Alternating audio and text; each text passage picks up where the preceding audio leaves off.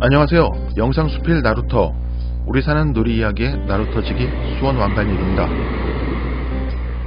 아주 오래전 한 지인과 소주 한 잔을 나누다 들었던 겁니다. 지난 영상 제5편 떡 할아버지 이야기에선 제가 가지고 있던 선입견으로 인해 어느 할아버님의 말씀을 잘못 들어서 저질렀던 실수에 대한 이야기를 해드렸었는데요. 그 이후 같은 실수를 반복하지 않기 위해 나름대로 진지하게 노력을 기울였음에도 부끄럽게 저 말처럼 저는 그 이후로도 몇 번 더 비슷한 실수를 저질렀던 기억이 있습니다.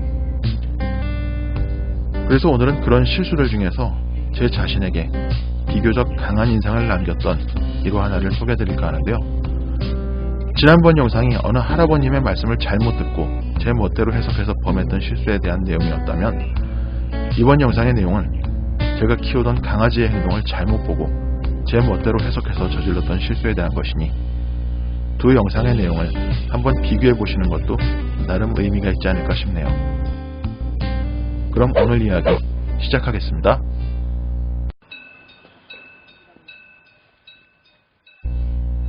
지금은 모두 하늘나라에 가 있지만 예전에 우리 집에는 누리와 나루라는 이름의 셔틀랜드 쉽독 2마리가 함께 살았었다.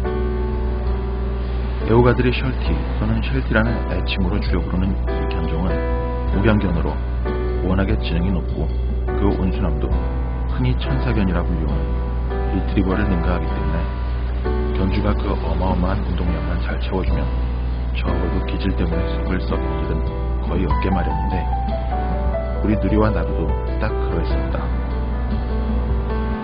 하지만 그것은 그 견종이 지닌 기본적인 기질이었을 뿐, 사람도 같은 형제 또는 자매들 사이에서조차 각자의 성격이 모두 다르듯 강아지들도 그 성격이 다 제각각이게 마련이라 같은 날 같은 어미에게서 태어난 우리 누리와 나루 역시 그 성격이 서로 많이 달랐었다. 우선 두 녀석 중 동생이었던 누리 녀석은 애교가 넘치고 활달했지만 대책 없이 순하고 겁이 좀 많은 편이었던데 반해 두 녀석들 중 형이면서 앞다리가 하나 없는 장애를 갖고 태어난 나루 녀석은 제 스스로 그런 신체적인 약점을 보완하기 위해서였는지 형답게 의젓하면서도 누리 녀석보다 좀 더 약삭빠른 면이 있었다. 게다가 악바리 근성이 있는, 속된 말로 표현해 깡이 장난이 아니었던지라 웬만한 동네 개들은 제 녀석보다 덩치가 훨씬 큰 녀석들조차도 눈빛 하나로 제압해버리고 마는 묘한 포스를 갖고 있었다. 실제로 두 녀석을 데리고 산책을 할 때면 간혹 동네 다른 개들이 순에 빠지기만 했던 우리를 만만하게 보고 마구 짖어대거나 위협을 가하는 경우가 있었는데, 그때마다 두 녀석 중 형인 나루가 조용히 그 앞을 가로막고는 그 개를 뚫어져라 노려보았고, 그렇게 눈빛을 마주하는 것만으로도 그 개들은 조용히 꼬리를 내리고 찌그러지는 일이 많았다. 그래서였을까? 두 녀석을 대할 때의 나의 태도나 감정 역시 조금씩은 달랐었던 것 같다. 굳이 표현하자면 누리 녀석에게는 그저 마냥 사랑스러운 막내 같은 느낌을 갖고 대했다면, 나루 녀석 역시 내게 있어 똑같이 사랑스러운 동생임은 같았으나 그에 더해 듬직한 친구 같은 느낌 역시 함께 가지고 있었던 것이다. 그러던 어느 날 어쩌다 보니 녀석들을 혼내야 할 일이 생겼다. 두 녀석 모두 워낙에 똘똘하고 착했기 때문에 함께 살아온 16년, 19년이라는 적지 않은 시간 동안 녀석들이 무슨 말썽이라는 것을 부렸던 적은 그야말로 손에 꼽을 정도였지만, 아무래도 어린 강아지 때는 가끔 실수를 할 때도 있었는데 아무리 예뻐도 훈육을 할 때는 조금 엄격할 필요가 있다는 것이 당신의 지론이었던지라 그럴 때면 정말 마음을 독하게 먹고 꽤 엄하게 혼을 내곤 했다. 그날도 평소 녀석들을 혼낼 때와 다름없이 신문지를 말아 만든 회초리로 바닥을 두드리며 녀석들을 부르자 워낙에 겁이 많은 누리 녀석은 귀를 뒤로 바싹 붙이고 엉금엉금 기어서 나에게 왔던 반면, 나루 녀석은 그냥 제자리에 엎드려 나를 빤히 쳐다보면서 꼼짝도 하지 않고 있었다. 그 후로도 나는 몇 번을 더 녀석을 불렀으나 녀석은 그 자세 그대로 나를 빤히 쳐다보며 버티고 있을 뿐이었고, 그 모습에 저 녀석이 지금 나한테 반항하는 건가? 라는 생각이 들어 인내심이 바닥나버린 나는 너무 화가 나서 회초리를 들고 다소 거칠게 녀석에게 다가갔다. 그런데 그렇게 나루 녀석에게 다가간 나는 그만 크게 당황하고 말았다.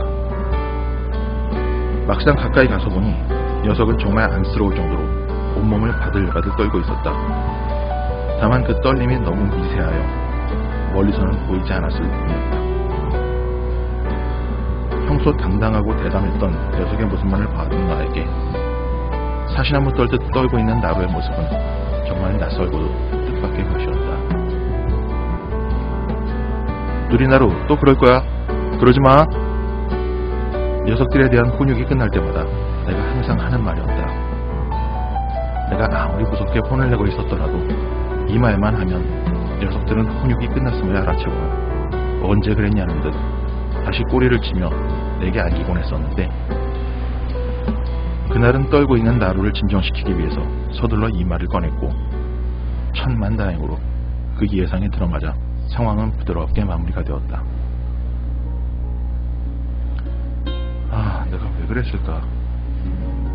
그날 잠자리에 들기 전 나는 내 자신이 왜 평소보다 더 나루 녀석에게 화를 냈던 것인지 곰곰이 생각해보았다.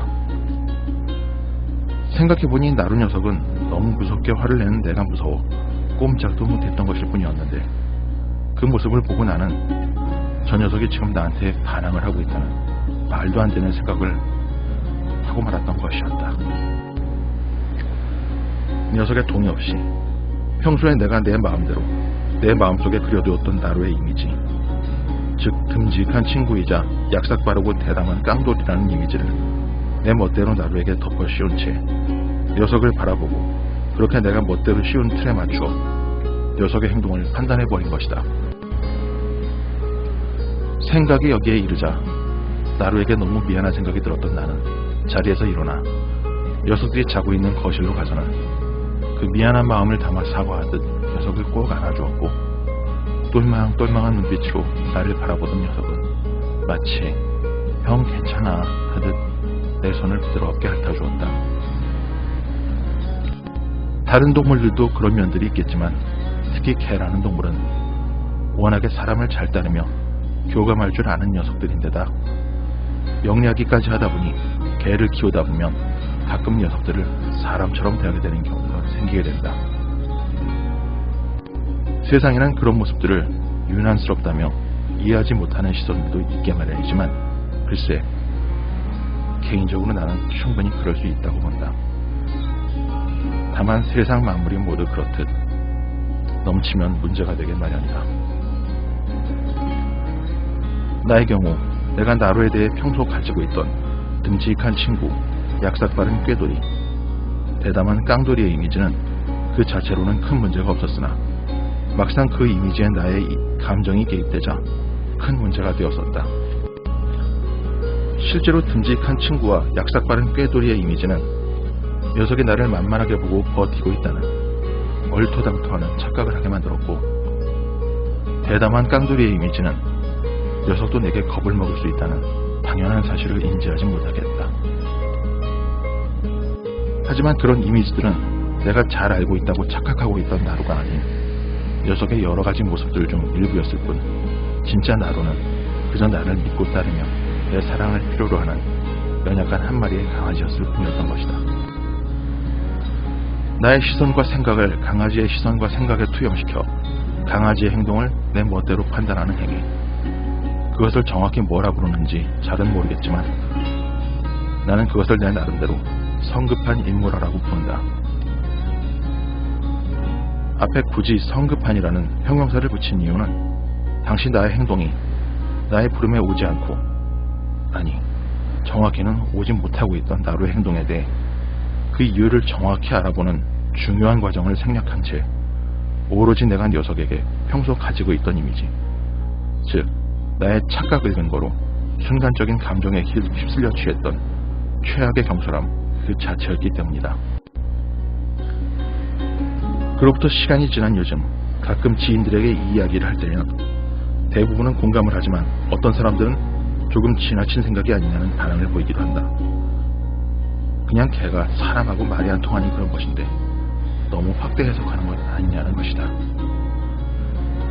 이런 견해에 대해 나름 개라는 동물과 꽤 많은 시간을 보내본 사람으로서 하고 싶은 말은 많지만 여기서 굳이 그런 논쟁을 하고 싶지는 않다. 내가 지금 하고자 하는 것이 사람의 공감 능력과 개의 공감 능력에 대한 우열 비교는 아니기 때문이다.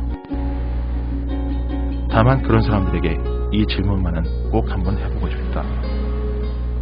그렇다면 그렇게 말이 통한다는 사람과 사람 사이의 관계 안에서 이런 문제를 겪어본 경험이 당신은 단 한 번도 없었느냐고 말이다.